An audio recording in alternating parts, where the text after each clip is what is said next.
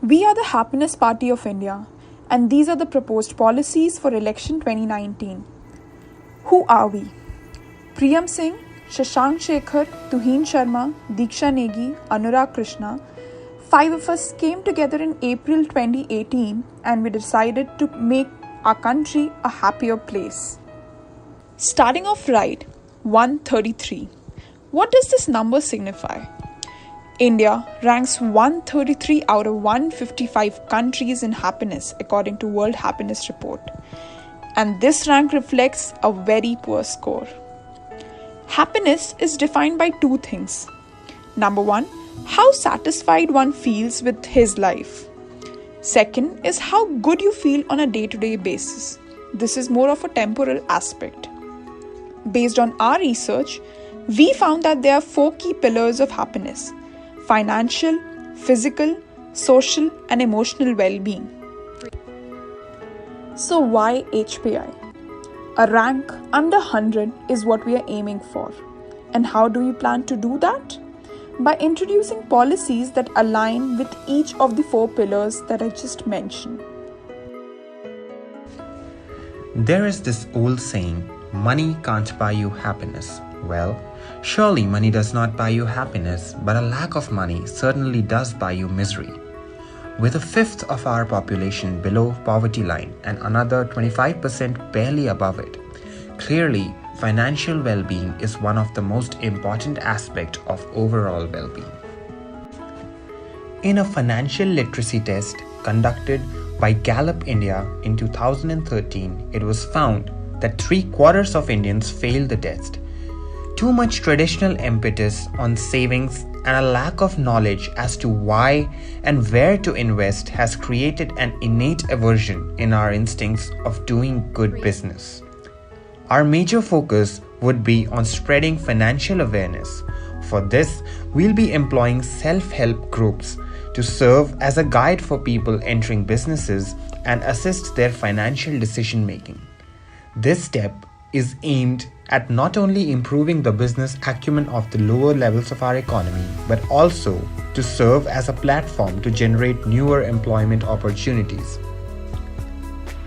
What comes to your mind when you see these? Yes, a smile, amusement. Well, these are some of the examples of the world-famous Indian Jugaad. Our innate ability to come up with a solution to any problem with minimal availability and maximum utilization of resources. This is a very precious skill ingrained in our people, which we wish to encourage, help develop, and flourish to help the country grow. Our proposed policy, Jugaad in India, aims to promote, reward, and if deemed worthy, implement these innovations to our existing system. One of the key 4 pillars of happiness is physical well-being, and HPI is determined to improve overall healthcare conditions in India. We intend to channelize our revenue resources to increase the current healthcare budget of 1.15% to 5% in order to focus on maternity and infant care as well as improved access to critical medication. The stigma around sanitary napkins has existed in our country for a very long time. The 12% tax levied on sanitary pads would be a thing of past in HPI regime, where these napkins would have improved access as a necessity good. 93 out of 128 countries is where India ranks on the scale for social progress index. Women, who constitute 48% of India's population, still suffer from various forms of discrimination. Any plan to empower a girl child requires active involvement of parents, local bodies, corporates, and of course the society at large. We plan to train and mobilize the local bodies to encourage active discussion in various meetings and sabhas. We will run enrollment campaigns such as Go Back to School to ensure a girl child completes formal schooling. We will engage private players through CSR to provide vocational training to these individuals and explore opportunities to provide semi-skilled jobs. Financial independence is one of our key objectives. We also want to focus on affordable housing.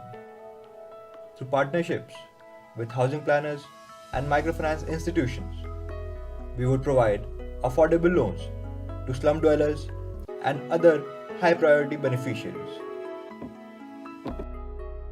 After discussing social, financial, and physical well being, we move on to the most underrated part of happiness: emotional well being. From depression to suicides, all issues can be blamed on the mental health of a person. As for statistics, 1 in 20 people suffer from a form of depression, 10% suffer from a form of mental illness, and 0.9% have a high risk of suicide. In a country with more than a billion people, these percentages make up sizable numbers. But even then, we have not yet gotten rid of the stigma around mental health. Even today, the first reaction that a person gets when he says that, "Oh, I'm depressed," is that, "Hey, you need to go out more. You need to be happy more. Oh, come on, it's not depression, you're just sad." This reaction is not just limited to outsiders and Pados Wale Kumar uncle ki wife, but also from the victim's own near and dear ones. Hence, the primary objective that we need to tackle is to spread awareness about mental health, depression, and the importance of emotional well-being. The one way to do this is through increased expenditure on awareness programs. Our party shall strive to achieve the complete well-being of a person, which includes emotional well-being, and hence it will increase the emotional quotient of the society in it as a whole. Spreading awareness, however, is a future solution to a present problem. We need to tackle the problem today, even if we have one eye on the future. The way to do that is very simple. You tackle it the same way as you tackle all other diseases. Either you cure it or you take precautions. To cure it, however, we need more doctors or therapists, specialists in this field. We are certainly lacking there. My party and I shall take all efforts to improve the ratio of therapists to individuals. We should also set up counseling centers in districts and mandate employers to have a counselor if that employer employs more than 40 people in his firm. Now, we move on to the precautions part. There is an old saying that precaution is better than cure, and I truly believe in that. Unfortunately, we cannot remove all pressure from the mind of each and every individual. However, that should not stop us from doing what we can, no matter how small and irrelevant the step. We intend to start off the precaution part by capping working hours in offices to 40 hours a week. Now, we know that we will face major pushback from corporates on this, and we do need to balance the health of our brothers and sisters with their job prospects.